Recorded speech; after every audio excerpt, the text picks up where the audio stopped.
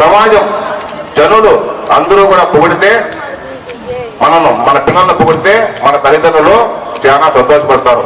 మావాడు చాలా పెద్ద పొజిషన్ పోయాడు, ఉద్యోగస్తులు అయ్యాడు అని చెప్పేసి సంతోషపడతారు. కాబట్టి అందరూ కూడా బాగా చదువుకొని పెద్ద స్థాయికి పోవాలని కోరుకుంటున్నాను. అదేవిధంగా మనిషిలో ఎల్లప్పుడూ ఉండాలి. క్రమశిక్షణ లేకపోతే ఎలాగుంటుందంటే చదవది ఎంత కలిగినా రసజ్ఞత ఇంచుక చాలకున్నా ఆ చదువు నిరక్షకంబు. గుణసమ్మితులు ఎవరు మెచ్చరెచ్చడం బదులుగా మంచి కూర చేసినందు మేము పెదరు ఉప్పు లేక రుచిపుట్టనయ్యా భాస్కర అని భాస్కర గంటగా ఉంది. అంటే మంచి కూర చేసినా కూడా దాంట్లో కొద్దిగా ఉప్పు లేకపోతే కూర రుచి బాగుండదు. అదేవిధంగా మనం ఎంత చదువులు చదివినా కూడా మనలో క్రమశిక్షణ కానీ లేకపోతే ఆ చదువు వేస్ట్. కాబట్టి ప్రతి ఒక్కరూ కూడా తల్లిదండ్రుల యొక్క కష్టాన్ని గుర్తుపెట్టుకోవాలి, క్రమశిక్షణ ఉండాలి.